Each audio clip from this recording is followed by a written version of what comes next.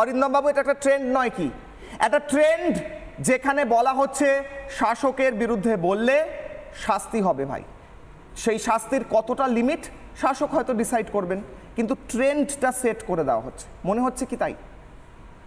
যে লিস্টটা আপনারা দেখালেন তাতে তো মনে হচ্ছে যে যারা যারা মারা গেছে বা অত্যাচারিত হচ্ছে সব বিরোধী পক্ষ।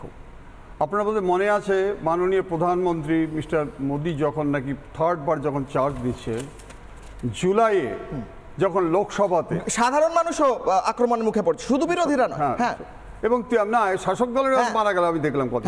আমি বলছি যে প্রধানমন্ত্রী যখন প্রথম লোকসভায়, আমার মনে আছে স্পষ্ট, মিস্টার সুদীপ বন্দ্যোপাধ্যায় একজন এমপি, উনি স্পিকারকে দীপ্ত কণ্ঠে বলেছিলেন, স্যার আমরা যেন বিরোধী পক্ষ যেন সারা ভারতে মৌলিক অধিকার রক্ষা করে যেন ডিগনিটি নিয়ে যেন বক্তব্য রাখতে পারে, তাদের যেন আজকে সুরক্ষা দিতে পারে, সেটার দিকে আপনি একটু সচেষ্ট হন। আপনারা যারা বলছেন খুব কষ্ট লাগে, কেন জানেন? কষ্ট লাগে হচ্ছে গিয়ে স্টেট সিকিউরিটি কমিশন 2023-এ যখন নাকি গঠন করা হয়, তারপরে আপনি পরপর স্টেট সিকিউরিটি কমিশন, আপনি ভাবুন রাজ্যে নিরাপত্তার জন্য একটা কমিশন করেছিলেন, chief secretary, home secretary, DG থেকে 5 জন, তার সাথে আবার বিরোধী পক্ষের নেতাও ছিলেন।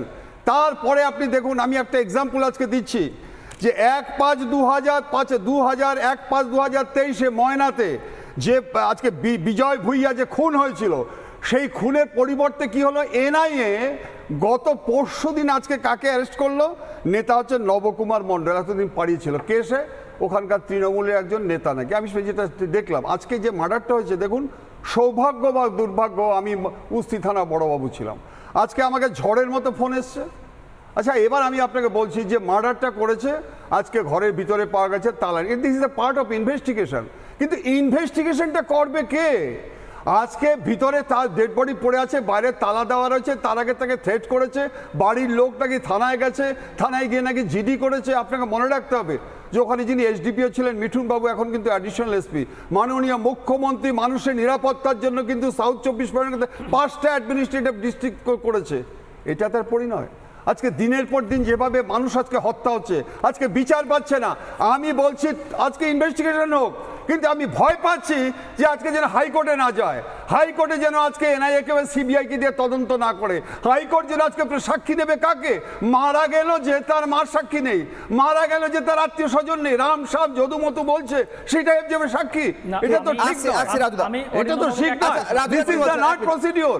সাক্ষী যারা ইনভেস্টিগেশন করে এক এক করে, হ্যাঁ না না আমার এখন শেষ হয়নি রাজু, শোনো, সাক্ষী যারা নেবে তারা হচ্ছে কি আয়ো ঠিক করে আমি কাকে সাক্ষী নিলে সত্য জিনিসটা উদ্ঘাটিত হবে।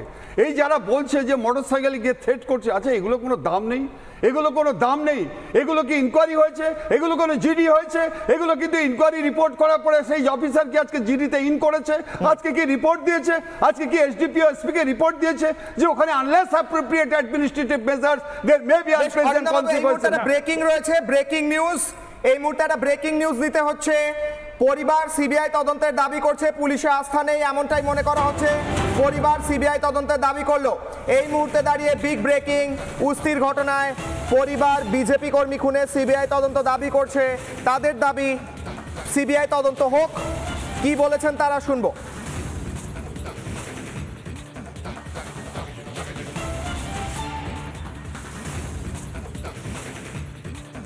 আমরা প্রথম বিচার চাইছি যে রাজ্যে খুন হয়েছে সেই রাজ্যের ডাক্তারদের পোস্টমর্টম আমি মেনে নিতে পারছি না।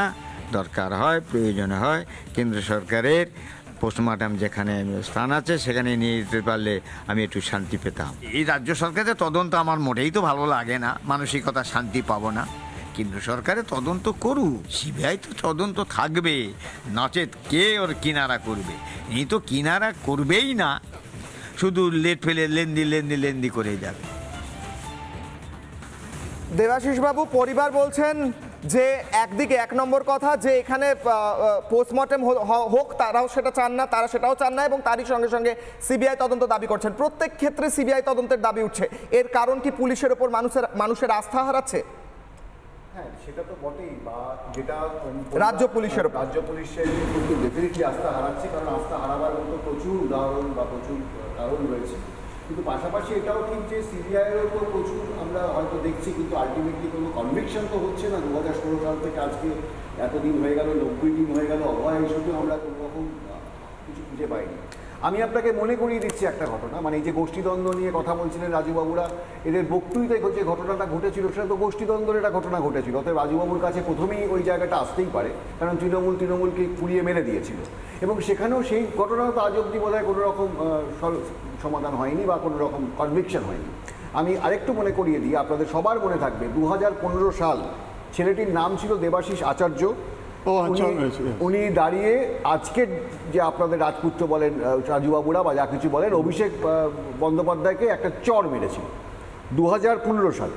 2021 সালে সেই দেবাশিস আচার্যর মৃত রক্তাক্ত দেহটা নিয়ে আসা হয়েছিল মেদিনীপুরে, এবং কে বা কারা এনেছিল সেটা আজ অব্দি জানা যায়নি। পরিবার বারবার করে বলেছিল যেটা হত্যা, এটা কোনো অ্যাক্সিডেন্ট নয়, কিন্তু আজ অব্দি তার কোনো কুল কিনারা হয়নি। আমি বলছি এরকমভাবেই মানে প্রচুর অন্যায় হচ্ছে, বা মানুষকে ভয় দেখিয়ে দেওয়া হচ্ছে। কেউ কোনো প্রতিবাদ করলে তাকে শেষ পর্যন্ত খুঁজে পাওয়া যাচ্ছে না, এবং তাকে যে কে মারলো বা কারা মারলো সেটা সেই গোলকধাতার মতো আমরা ঘুরেই চলেছি। তার সব থেকে বড় উদাহরণ শুধু আজকের ঘটনা নয়, আজকের ঘটনা দুঃখজনক, কিন্তু অভয় ইস্যু তো তার সব থেকে বড় উদাহরণ। মানে এটাই তো হিটলারি কায়দা, এটাই তো ফ্যাসিজম, যে আজকে অভয় কাণ্ড যে তৃণমূলের সব কিছু নাড়িয়ে দিয়েছিল, তৃণমূলের কাছে একটাই জায়গা করে থাকে, সেটা হচ্ছে মানুষকে ভয় দেখাও, ভয় দেখাও, ভয় দেখাও, যাতে আমাদের যে অর্থ উপার্জন, আমাদের যে রাজনীতির নামে দুর্নীতি, সেগুলো বজায় থাকে। সেই বজায় রাখার জন্য আজকে পুলিশ প্রশাসন এবং আরাবুল শাহজাহানের মতো গুন্ডা বাহিনী নিয়ে তৃণমূল এটা চালিয়ে যাচ্ছে, এবং আজকে এটা সাধারণ মানুষের মতো আমাদের কাছে এটা হতাশা যে আমরা কোন দিকে যাব, আমরা কি করব, আমরা কি বাংলাদেশের মতো হাতে অস্ত্র তুলে নেব, আমরা ঠিক কি করতে চলেছি। আমাকে কথা বলতে দিই রাজুবাবু, কথা বলিনি। আমি বলছি আজকে মানুষ সত্যি হতাশ, মানুষ খুঁজে পাচ্ছেন, এবং কোন জায়গায় আমাদের গিয়ে রাখতে হয়তো বিজেপি, তার কারণ আজ তো বিরোধীদের উচিত এই জায়গায় দাঁড়িয়ে একটা মারাত্মক আন্দোলনে যাওয়া। মানে সাধারণ মানুষ কিন্তু আর চুপ করে বসে থাকবে না এরকম দিনের পর দিন। হতে পারে আমাদের হয়তো পীযূ যিনি মারা গেছেন তার মতো প্রচুর রক্ত ঝরে যাবে, প্রচুর প্রাণ চলে যাবে, কিন্তু হয়তো আমাদেরকে সেই জায়গাতেই যেতে হবে শেষ অবধি। মানে আমরা কি, আপনারা কি রাজুবাবু চাইছেন এটা বাংলাদেশ হয়ে যাক? আপনারা কি চাইছেন না বাংলাদেশ হয়ে যাক? চ্যানেলে বসে একদম পুরো জাস্টিস দিয়ে দিচ্ছেন, তদন্ত করে দিচ্ছেন, সবকিছু। আমি কিছু জাস্টিস দিইনি, আমি বলছি এই দেবাশিস আচার্যর কি হলো? 2015 সালে যিনি অভিষেক ব্যানার্জিকে চড় মেরেছিলেন, তার আজকে 2021 সালে তার মৃতদেহ পাওয়া গেল, সেই ঘটনাটা কি ঘটলো? কোথায় গেল তাই তিনি? না, কে মারলো তাকে? প্রথমেই দেখা যাচ্ছে যে ব্যক্তি মারা গেছে তিনি বিজেপি নেতা, যে ব্যক্তি মারা গেছে তার মৃতদেহ পাওয়া যাচ্ছে বিজেপির পার্টি অফিসে, এবং বার দিক থেকে তালা চাবি কার কাছে থাকবে? বিজেপির লোকের কাছে থাকবে। ছেড়ে দিন না এই ব্যাপারটা, ছেড়ে দিন দাদা, এই ব্যাপারটা ছেড়ে দিন, আপনি ব্যাপারটা ছেড়ে দিন। তারপরে আপনি স্টুডিওতে বসে তদন্ত করে ফেলেন, ছেড়ে দিন না। আমি বলছি বক্তৃতে এখানে কার সিবিআই তদন্ত, না সিবিআই কেন চাইছে? সিবিআই কেন চাইছে? আমি বলছি যে